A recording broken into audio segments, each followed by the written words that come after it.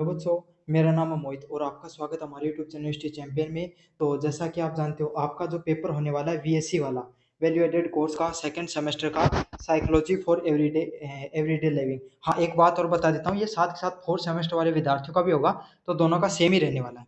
तो चलो शुरू करते हैं। इससे पहले आपको क्या करना है, चैनल को सब्सक्राइब कर देना, वीडियो को लाइक कर देना और अपने दोस्तों को शेयर कर देना। पीडीएफ है वो टेलीग्राम पर मिल जाएगी इनके सॉल्यूशन वाली।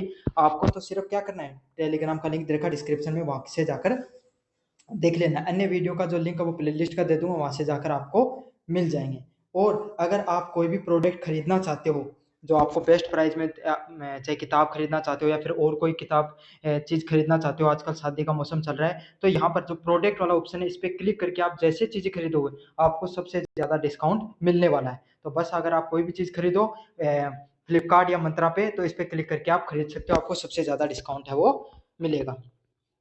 तो शुरू करते हैं। सबसे पहले आपको बताएं, ये पेपर है, ये कौन सी कैटेगरी का पेपर होगा? माइनर कैटेगरी का पेपर होगा। माइनर कैटेगरी के कौन से पेपर होते हैं जिनको पास करना आपको अनिवार्य होता है? अगर आप इनमें फेल हो जाते हो तो पूरे सेमेस्टर में फेल नहीं होगे, लेकिन इन पेपर पे आपके लग जाएगी बैक, और काफी बच्चों के पेपर फिर क्लियर नहीं हो पाते हैं। तो आपको क्या करना है, अभी इन्हीं पेपर को क्लियर कर लो, अभी आसान है पेपर पास करना। बस आपको क्या करना है, इन वीडियो को अच्छे से देख लेना। तो चलो शुरू करते हैं अपन वीडियो को। इससे पहले आप चैनल को सब्सक्राइब कर दो, वीडियो को लाइक कर दो और अपने दोस्तों को जरूर से शेयर कर देना। पहली यूनिट की बात करें आपके सामने, साइंस ऑफ साइकोलॉजी। साइकोलॉजी होती है, उसकी क्या साइंस होती है, उसके क्या डेफिनेशन होते हैं, उसके क्या गोल होते हैं, क्या बेसिक्स होते हैं, मतलब क्या परिभाषा है, क्या लक्ष्य हैं उसके, क्या बेसिक सिद्धांत हैं और किन किन क्षेत्रों में साइकोलॉजी को लागू किया जाता है। सेल्फ की बातें करें, नेचर ऑफ सेल्फ मतलब खुद पे कैसे अप्लाई किया जाता है, सेल्फ रेगुलेशन खुद पे नियंत्रण कैसे किया जाता है, एंड पर्सनल ग्रोथ, और व्यक्तिगत जो आपके सामने किसी भी व्यक्ति की ग्रोथ है उसको कैसे देखा जाता है। अगले वाले यूनिट नंबर सेकंड की बात करें, इंटेलिजेंस। इंटेलिजेंस क्या होती है? कोई भी व्यक्ति की जो बुद्धि होती है उसको इंटेलिजेंस कहा जाता है। इंटेलिजेंस की क्या परिभाषा होती है, क्या अलग अलग सिद्धांत दिए जाते हैं? थ्योरी ऑफ मल्टीपल इंटेलिजेंस, अलग अलग प्रकार की जो आपके सामने जो इंसान की बुद्धि होती है उससे संबंधित क्या क्या आपके सामने थ्योरियां दी गई हैं। टेरर की थ्योरी, त्रिपक्षीय थ्योरी, इमोशनल इंटेलिजेंस, जो इमोशनल बुद्धिलब्धि होती है वो क्या होती है। अगला क्या, एडमिनिस्ट्रेशन, प्रशासन। Any one test of intelligence and emotional intelligence, कोई जो एक टेस्ट है जो आपको इंटेलिजेंस का और इमोशनल इंटेलिजेंस का आपको बताना है। कौन सा इमोशनल इंटेलिजेंस का होता है, कौन सा इंटेलिजेंस का एक टेस्ट आपके बारे में आपको बताना है। यूनिट नंबर थर्ड की बारे में बात करें। सबसे पहला क्या, पर्सनैलिटी, व्यक्तित्व क्या होता है, व्यक्तित्व की परिभाषा क्या होती है, उससे संबंधित क्या क्या थ्योरिया होती है, उससे संबंधित आपको बताना है। अगले वाला प्रश्न है ट्रेट एंड टाइप, तो कितने प्रकार के आपके सामने गुण हैं और कितने उसके प्रकार देखने को मिलते हैं। आइसनेक के द्वारा क्या गुण, क्या आपके सामने गुण बताए गए हैं। साइको एनालिटिकल गुण किसके होते हैं, फ्राइड के द्वारा क्या गुण बताए गए हैं, ह्यूमनिज्म मानववाद के द्वारा क्या गुण बताए गए हैं, और मोस्लो के द्वारा क्या गुण बताए गए हैं, आपको अच्छे से पढ़ लेना है। अगला क्या, administration, any one objective of personality, तो आपके सामने व्यक्तिगत से संबंधित आपके सामने पर्सनैलिटी का क्या गुण होता है उससे संबंधित आपको बता देना है। Stress and coping, stress and coping क्या होता है, नेचर ऑफ स्ट्रेस, तो तनाव की क्या परिभाषा होती है, किन किन सोर्सों से तनाव पैदा होता है, और जब इंसान के जब तनाव होता है तो उसका इंसान को कैसा रिएक्शन होता है उसके अंदर। Factors their influence the reaction of stress, जब इंसान को तनाव होता है तो वो किस प्रकार से रिएक्ट करता है, इन सब चीजों को आपको अच्छे से समझना है। तो ये आपके सामने साइकोलॉजी फॉर एवरीडे लिविंग से संबंधित जो पूरा पेपर था वो मैंने आपको बता दिया है।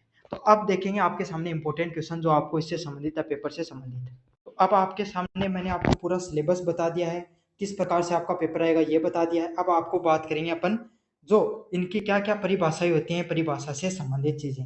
तो सबसे पहले है साइकोलॉजी फॉर एवरीडे लिविंग, मतलब साइकोलॉजी क्या होती है और उसके क्या उद्देश्य होते हैं इसके बारे में बताना है। तो मनोविज्ञान की परिभाषा बतानी है और उसके उद्देश्यों के बारे में आपको बताना है। काफी ज्यादा महत्वपूर्ण प्रश्न है, मनोविज्ञान की परिभाषा और उसके उद्देश्यों को आपको बताना है। अगले वाले प्रश्न की बात करें आपके सामने, differentiate between basic and applied area of psychology with the examples, आपको क्या करना है, आपको अंतर बताना है। मनोविज्ञान के मूलभूत और अनुप्रयोगिक क्षेत्र में अंतर बताइए। तो मनोविज्ञान के जो मूलभूत और अनुप्रयोगिक क्षेत्र क्या होते हैं उनके बारे में, अंतर के बारे में आपको बताना है। 3 नंबर प्रश्न की बात करें आपके सामने, explain the nature of self and its role in personal growth, स्व का स्वरूप और व्यक्तिगत विकास में इसकी भूमिका के बारे में बताइए। तो स्व का स्वरूप क्या होता है और व्यक्तिगत विकास में उसकी भूमिका क्या होती है, इसके बारे में आपको अच्छे से बता देना है। अगले वाले प्रश्न की तरफ मैं आप बढ़ूं। What is emotional intelligence, explain its significance in the daily life. स्वेगात्मक बुद्धि क्या होती है और इसका दैनिक जीवन में इसके महत्व के बारे में बताइए। तो आपके सामने जो इमोशनल इंटेलिजेंस स्वेगात्मक बुद्धि होती है उसके बारे में बताना और दैनिक जीवन में इसका क्या महत्व होता है इसके बारे में आपको अच्छे से बता देना है। अगले वाला प्रश्न है, discuss the Fred Gardner's theory of multiple intelligence. Harvard Gardner की आपके सामने बहुबुद्धि सिद्धांत के बारे में चर्चा करनी है आपके सामने। तो गार्डनर के द्वारा जो बहुबुद्धि का सिद्धांत दिया गया था, आपको इस पर अच्छे से टिप्पणी करनी है कि गार्डनर का बहुबुद्धि सिद्धांत क्या था। अगले वाले टॉपिक की तरफ बढ़े अपन आपके सामने।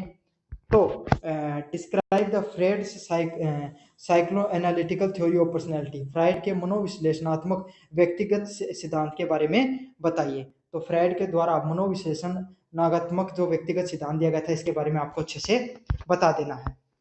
अगले वाला क्या, what are the major source of stress and how can be stress be manage. तो तनाव के प्रमुख स्रोत क्या होते हैं और तनाव का प्रबंधन कैसे किया जा सकता है। तो तनाव के अलग अलग प्रकार के जो स्रोत कौन से होते हैं और इसका तनाव का प्रबंधन कैसे किया जाता है आपको इसके बारे में बता देना है। अगले वाला प्रश्न है, explain the Erikson trait and type theory of personality. Isaac के व्यक्तिगत गुण और प्रकार के सिद्धांतों के बारे में बताइए।